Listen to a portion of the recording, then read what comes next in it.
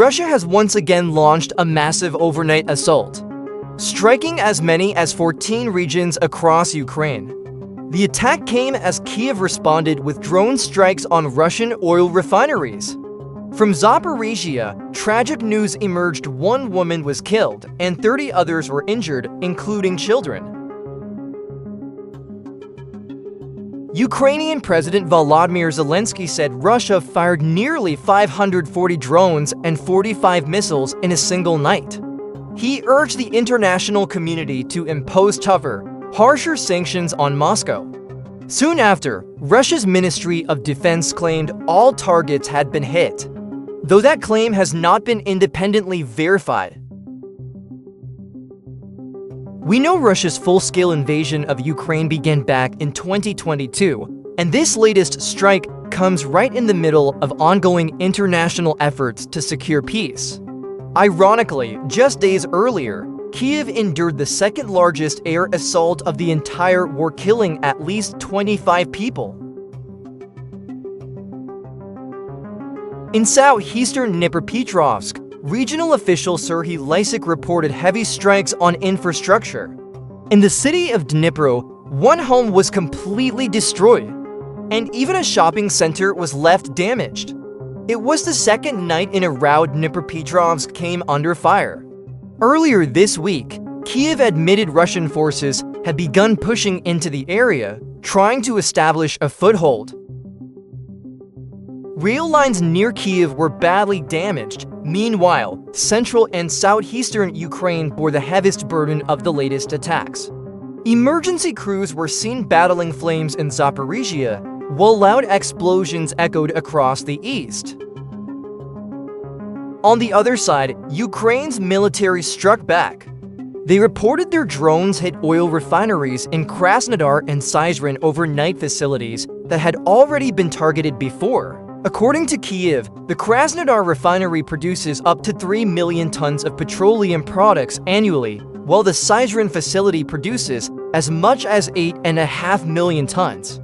Russian officials admitted the refinery was hit, saying one processing unit was damaged and a fire broke out, but they insisted there were no casualties.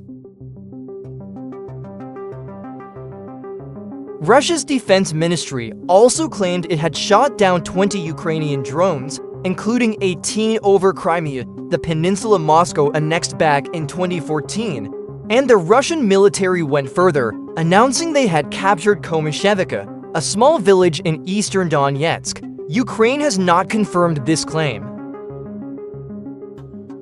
For months now, Russian forces have been advancing slowly but steadily in eastern Ukraine, despite reports of heavy battlefield casualties. Russia's top general, Valery Gerasimov, declared that his troops would continue relentless assaults along almost the entire front line.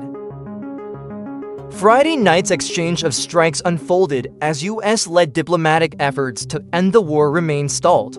Zelensky stressed that the latest attacks prove Russia doesn't care about words and the only way to confront Moscow is through tougher sanctions.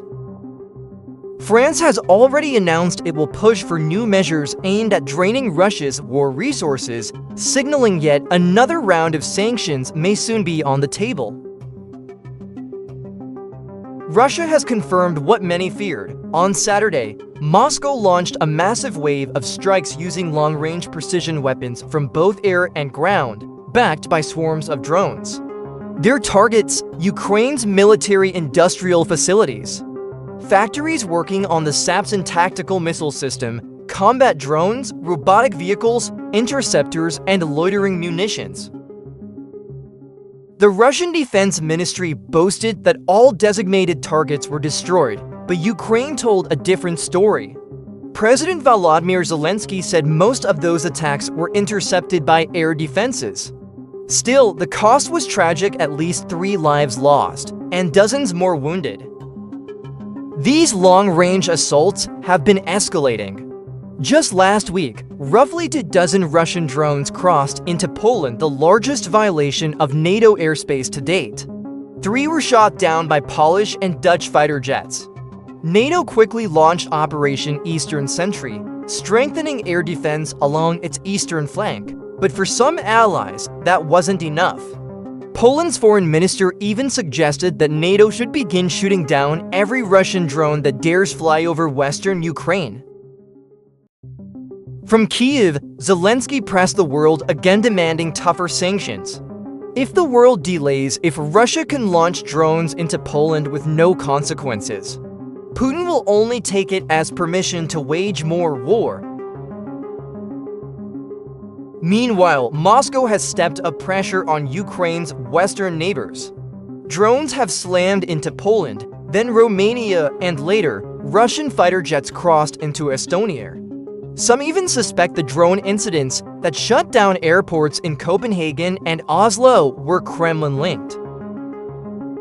For many analysts, this isn't a show of confidence, but a mask for weakness.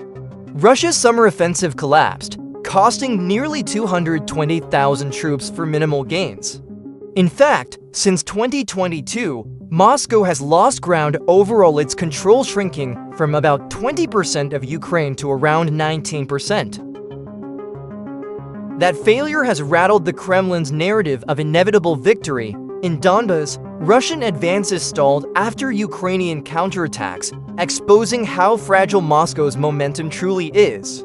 Still, Ukraine remains on edge. Night after night, Russia keeps launching drones and missiles, striking infrastructure, testing air defenses, and wearing down Kyiv's resilience.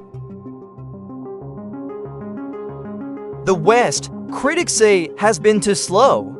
Eastern Century was a step, but not enough. Russian jets keep testing NATO's skies, even creating dangerous encounters over neutral airspace near Poland and Germany.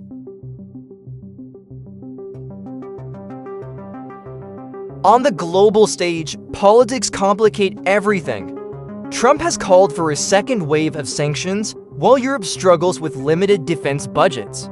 Even joint programs like the Future Combat Air System are bogged down in disputes between France and Germany. For now, Kyiv holds the line with what support it has, while racing to innovate its own defenses. But make no mistake, Putin is pushing boundaries, testing reactions. And if the world hesitates too long, the next phase of this war could spiral into something far more dangerous. In the end, this war is no longer just about territory. It's about narratives, survival, and the balance of global power. Russia insists on projecting strength, showing off missiles, drones, and firepower.